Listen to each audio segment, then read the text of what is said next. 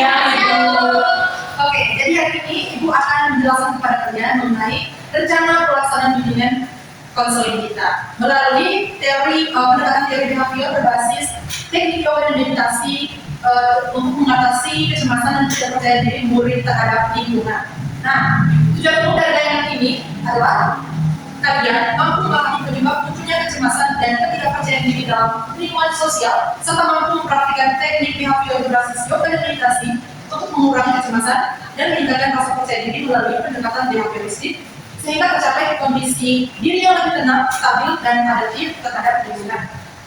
Ada tujuan khususnya itu yang pertama, kalian mampu memahami penyebab munculnya kecemasan dan ketidakpercayaan diri yang berkaitan dengan faktor lingkungan sosial, pengalaman individu, serta respons perilaku berdasarkan pendekatan behavioristik. Yang kedua, kalian mampu memahami pengertian dan manfaat teknik yoga dan meditasi sebagai teknik behavior yang digunakan untuk membantu mengurangi kecemasan dan meningkatkan ketenangan diri serta membangun rasa percaya diri dalam berinteraksi dengan lingkungan. Yang ketiga, kalian mampu menyaksikan dan memahami video panduan teknik yoga dan meditasi sebagai media pembelajaran dalam proses bimbingan dan konseling untuk membantu pengelolaan emosi dan perilaku. Oke, sebelum masuk ke pembahasan ini, ada pertanyaan? Tidak.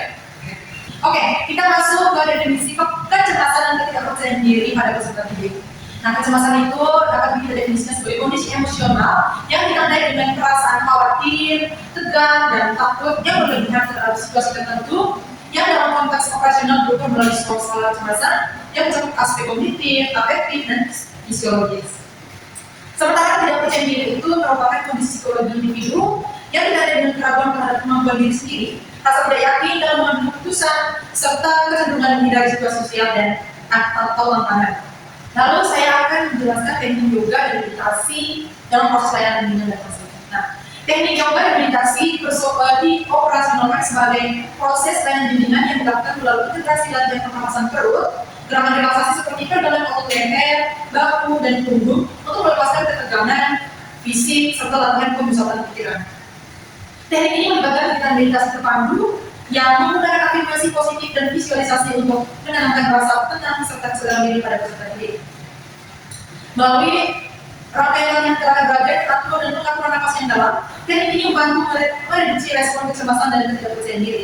Keberhasilan teknik ini ditunjukkan oleh perubahan nyata pada sikap peserta didik yang lebih rileks, tenang, memiliki kontrol emosi yang lebih baik, serta merasa lebih nyaman dan percaya diri dalam beradaptasi dengan lingkungan sosial sehari-hari.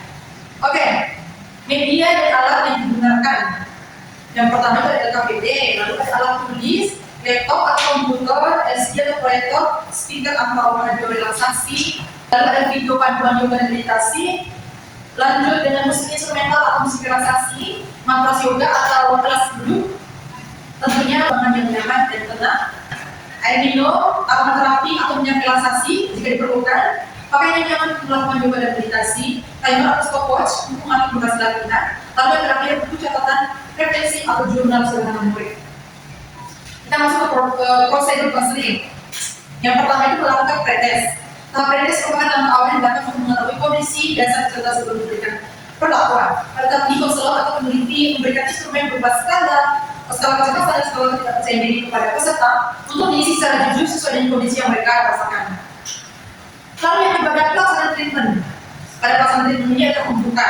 Nah, tahap ini konselor membuka kaitan dengan salam dan berkenalan supaya suasana terasa lebih akrab, tidak langsung masuk ke pembahasan masalah, tapi diawali dengan percakapan ringan agar peserta didik tidak merasa tegang. Lalu ada tahap identifikasi masalah. Nah, setelah suasana nyaman, peserta didik diajak secara perlahan menceritakan apa yang mereka rasakan. Tidak ada paksaan, tetapi diarahkan agar siswa berbagi pengalamannya. Lalu yang ketiga, tahap penggalian latar belakang masalah. Pada tahap ini, konselor membantu peserta didik memahami lebih dalam tentang kondisi yang dialami. Tidak hanya mengetahui kepadanya cemas, tetapi memahami kapan kecemasan muncul, apa penyebabnya, serta bagaimana reaksi yang terjadi pada tubuh dan pikiran. Lalu yang keempat ada tahap penyelesaian masalah dengan teknik yoga dan meditasi.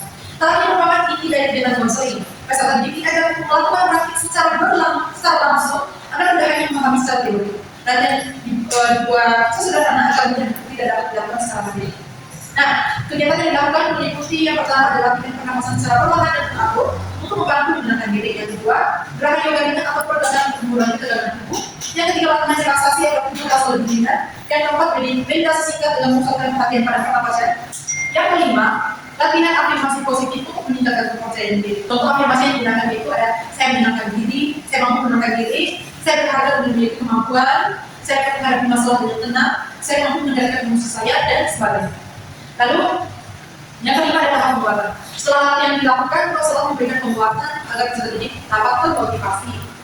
Perubahan sekecil apapun tetap dihargai, misalnya peserta didik menjadi lebih tenang atau berani mulai mengutarakan pendapatnya. Rasulullah akan memberikan pujian, motivasi, atau dukungan sebagai bentuk apresiasi dalam usaha peserta didik.